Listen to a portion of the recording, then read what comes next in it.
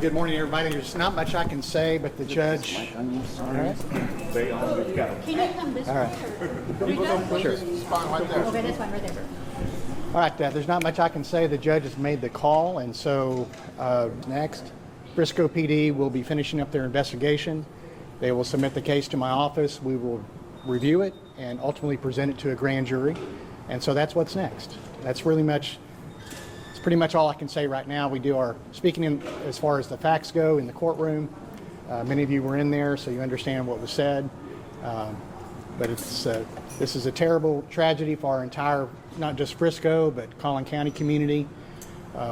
One family has suffered a permanent loss.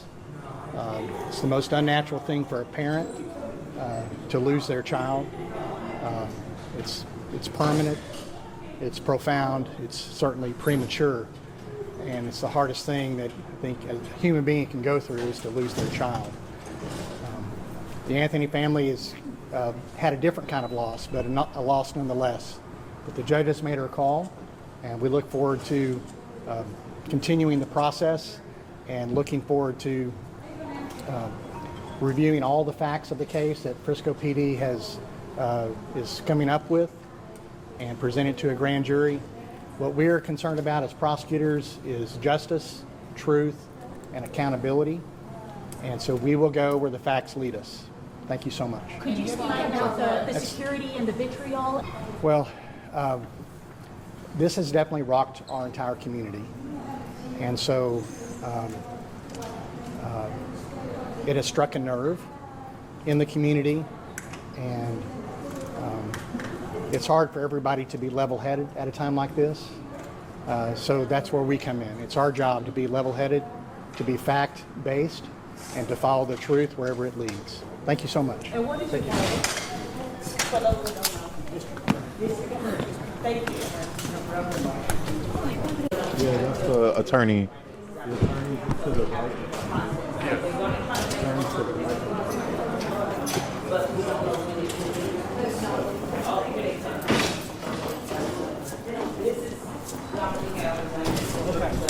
We can't do this in here. It's 5 more seconds. I'm sorry. 5 more seconds? Okay. Good? Everybody good? Every Texan has the right to defend themselves when they reasonably fear for their life. Self-defense is a protection that applies to each and every one of us.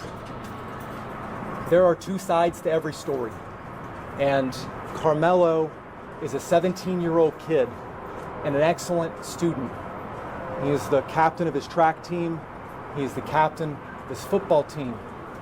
And prior to this, what was on his mind was what college he was going to go to.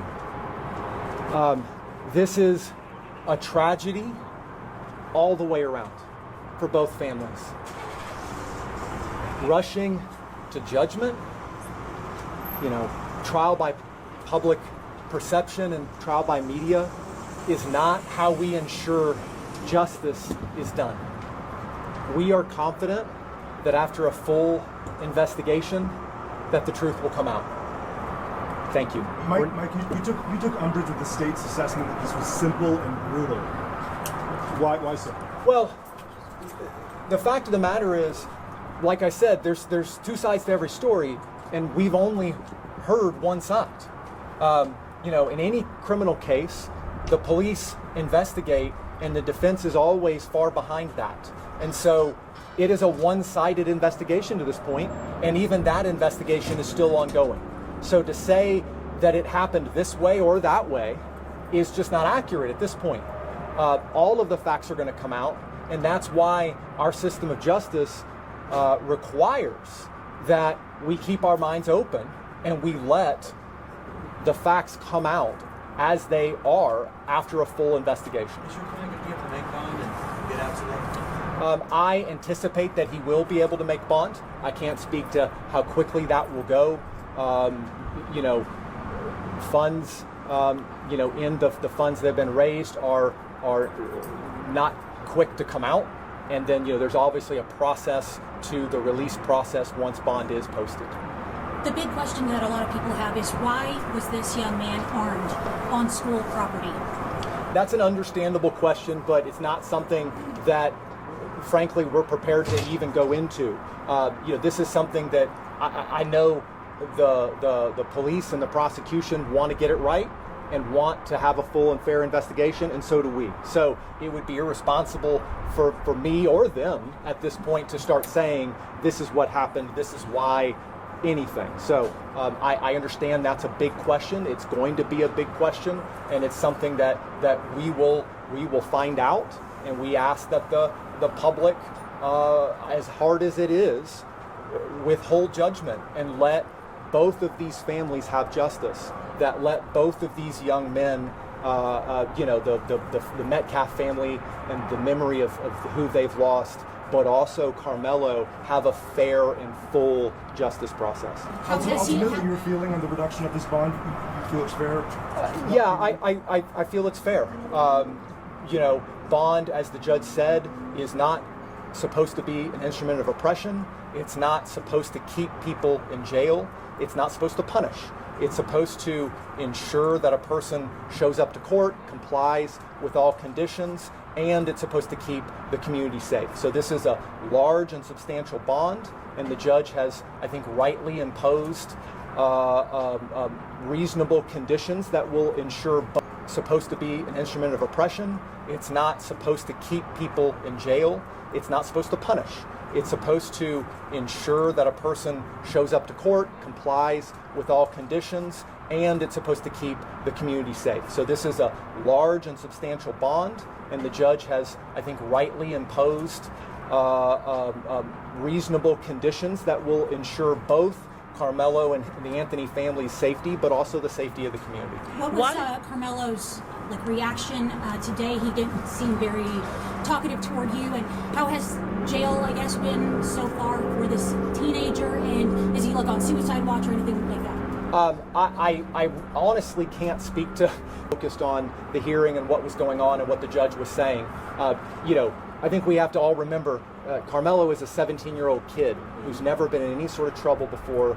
If you can just put yourself in his shoes, this is a scary, bewildering process, and I can't even imagine what was going through his head, just as I'm sure I can't imagine what was going through the heads of the Metcalf family. So this is something that is new to all of them and incredibly trying. So for people who want to know, why were you selected? I mean, what is your experience? I mean, you had to be really good. I can't speak as to why I have an attorney that you connect with, that you feel has the right amount of experience and the right investment in the case. And I'm not speaking to anybody else. I just know that that's important in any case. Just how unsafe does this family feel?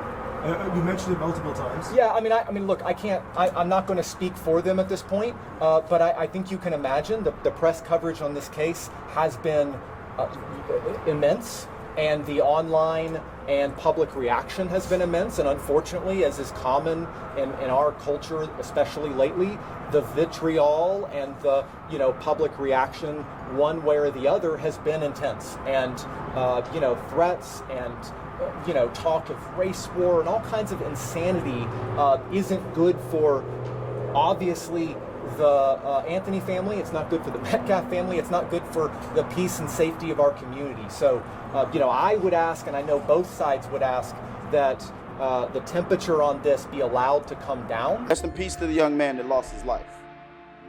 I will say that. Rest in peace to the young man that lost his life. But we ain't here to pander to anybody. The facts are the facts.